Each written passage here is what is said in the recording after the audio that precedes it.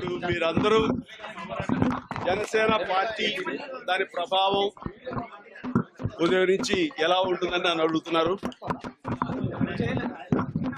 ఎవరి సత్తా ప్రకారం, ఎవరి భావజాల ప్రకారం ప్రజల మద్దతు ఉంటుందో ఆ పార్టీలన్నీ ఖచ్చితంగా ఈ జనజీవన సభంతో ఉంటాయి.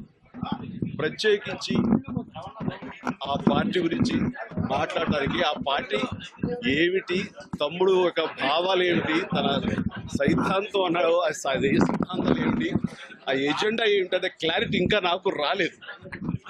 ఈ రోజున కాంగ్రెస్ పార్టీ హఠావో అని అన్నారు. దానికి ఏంటంటారు? కాంగ్రెస్ పార్టీ ఇది నిన్న మొన్న పుట్టిన పార్టీ కాదు. 125 సంవత్సరాల పైబడిన చరిత్ర ఉన్నటువంటి పార్టీ కాంగ్రెస్ పార్టీ. ఇలాంటి మాటలు గతంలో ఎంతో మంది అన్నారు, ఎన్నో పార్టీలు అన్నాయి. మంగళాఖాతంలో తొక్కేస్తామన్నారు, భూస్థాపితం చేసేద్దామన్నారు. సాధ్యమైందా? పైగా కాంగ్రెస్ అన్నది ఈ రోజున నా తమ్ముడు నేను ఇండియన్ని అని అనడం అనేది చాలా చక్కగా ఉంది. అయితే నేను భారతీయుడిని అని చెప్పుకోవడానికి అవకాశం కల్పించేటువంటి పార్టీ ఏది అంటే అది కాంగ్రెస్ పార్టీ. ప్రతి ఒక్కరికి జై జై జై జనసేన. ప్రజారాజ్యం మారిపోయింది.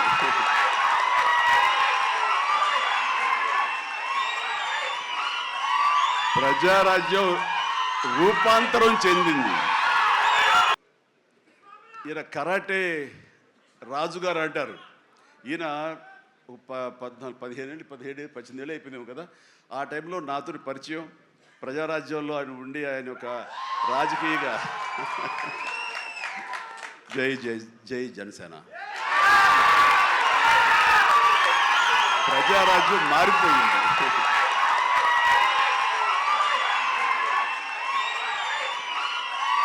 ప్రజారాజ్యం రూపాంతరం చెందింది జనసేనగా. I'm very happy. ఆ రోజున పొలిటికల్గా తను రావాలి అని, పొలిటికల్ ఎదగాలని తన ఇంట్రెస్ట్ అని చెప్పినప్పుడు నేను వెంటనే ఆయనకు అవకాశం ఇవ్వడం జరిగింది. బట్ పరిస్థితులు ఇంకోలాగా ఉండేది. ఏంటి ఫంక్షన్ ఉందా? ఎవరు హీరో? లైలా, మన విశ్వక్షన్ ఫంక్షన్కి వెళ్తున్నావా? ఎందుకు వెళ్ళకూడదు? అతను మన మనిషి కాదు, అవతల బాలకృష్ణ. అప్పుడప్పుడు తారక్ అంటాడు. అంటే మనుషులు అన్నాక వేరే వాళ్ళ మీద అభిమానం, ప్రేమ ఉండకూడదా? నా మీద ఆప్యాయత ఉండకూడదా? ఇదేంటిది? మా ఇంట్లోనే మా అబ్బాయి సూర్య అంటే చాలా ఇష్టం. అంత మాత్రం చేత వాడి ఫంక్షన్ వెళ్ళకూడదా? వాడితో కలిసి భోజనం చేయకూడదా? వాడితో ఉండకూడదా?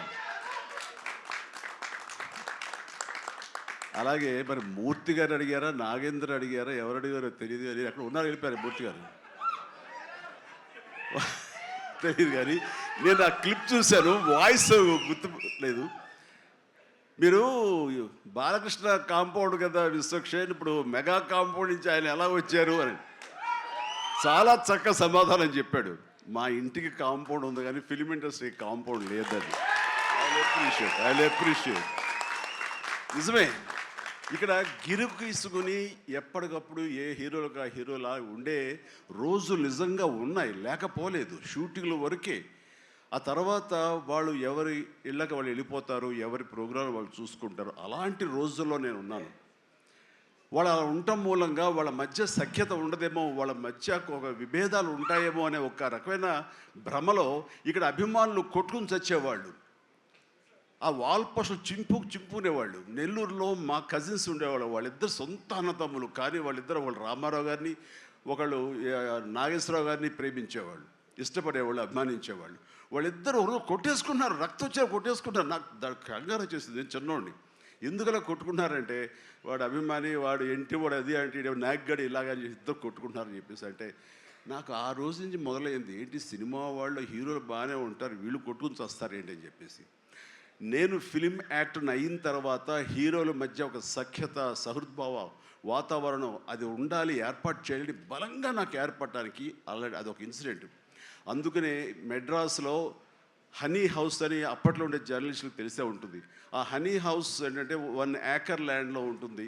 ఎక్కడ ఏ 100 డేస్ ఫంక్షన్ జరిగినా, ఏ ముహూర్తాలు ప్రారంభోత్సవాలు జరిగినా, ఎవరికి ఏ బర్త్డేలు జరిగినా, ఏ 31st నైట్ డిసెంబర్ ఫంక్షన్ చేసుకోవాలనుకున్నా సరే, అటు తమిళ ఇండస్ట్రీని ఇటు తెలుగు ఇండస్ట్రీని ఆహ్వానించి అక్కడ అందరికీ చక్కగా పార్టీ ఇచ్చి ఒక రిక్రియేషన్ తోటి మంచి భోజనాలు చేసుకుంటూ, అంటే అవి ఉంటాయి అనుకోండి, అది వేరే విషయం. సో వీటితోటి మనుషుల్లో ఉండే అరమరకలు కానివ్వండి, పొరపచ్చలు కానివ్వండి, ఇవన్నీ కూడా సమసిపోయి ఎంతో హాయిగా ఉంటారు. అది నేను ఆ విషయం చాలా చాలా సక్సెస్ఫుల్. కాబట్టి ఈ రోజుకి నాగార్జున, వెంకటేష్ అండ్ బాలకృష్ణ మేమందరం కలిసికట్టుగా ఉండటానికి, ఒకళ్ళ ఫంక్షన్ ఒకళ్ళు వెళ్ళటానికి, ఈ మధ్యకాలంలో బాలకృష్ణ 50th ఫిల్మ్ సందర్భంగా నట జీవితం సంబంధించి చేసిన ఫంక్షన్లో నేను పార్టిసిపేట్ చేశాను. అలాగే నాగార్జున మేము వెరీ ఫ్రీక్వెంట్గా కలుసుకుంటుంటాం. ఈ అరమరికలు ఉండకూడదు. అభిమానం అంటే అది పర్సనల్. నా ఒక రకమైన భోజనం రుచిస్తుంది, ఇంకొక రకమైన భోజనం రుచిస్తుంది. అలాగే ఒకళ్ళు ఇంకొకరితో కనెక్ట్ అవుతారు యాక్టర్లుగా. అలా ఉండటం అనేది మనం అందరం యాక్సెప్ట్ చేయాలి. అంత మాత్రం చేత విశ్వక్షేణ ఎక్కడ దూరంగా పెట్టి మన మనిషి కాదు కాబట్టి అతని ఫంక్షన్కి పిలిస్తే కనుక వెళ్ళాలా అని ఉండకూడదు. ఖచ్చితంగా వెళ్ళాలి. అతను మన ఈ ఇండస్ట్రీ మనిషే, మనలో ఒకడు, మన కుటుంబ సభ్యుడు అన్న భావం, అన్న మెసేజ్ మనం ప్రివేల్ చేయాలి. అంటే ఏదో మనం సెపరేట్గా ఉండటం మూలంగా, మనం అతీతంగా మనం దూరంగా ఉండటం మూలంగా మనకు ప్రత్యేకత వస్తుంది, గుర్తింపు వస్తుంది, తద్వారా మన ఇమేజ్ పెరుగుతుంది అనే భావం కరెక్ట్ కాదు. మన ఇమేజ్ పెరగాలి అంటే, మనకి ఒక ఫ్యాన్ బేస్ పెరగాలి అంటే అది మన కంటెంట్, మనం చేసే సినిమా ఇస్తుంది తప్ప మళ్ళీ మనం ఏలినేట్ చేసేసుకోవడం, మనల్ని దూరం చేసుకుంటేనే కాదు. అందరూ కలివిడిగా ఉండాలి. అని మా ఇంట్లో ఇంతమంది హీరోస్ ఉన్నారు, అందరం ప్రతిసారి కలిసిమెలిసిగా ఉంటాం, అన్నీ ఉంటాం. అలాగని చెప్పేసి మా ఇమేజ్లు తక్కువ. ఈ రోజున పవన్ కళ్యాణ్ ఏబీలో కనిపించగానే ఇది అన్నారు, దాన్ని గర్వపడాలి. పుష్ప 2 పెద్ద హిట్ అయింది, బ్లాక్ బస్టర్, దాన్ని గర్విస్తాను.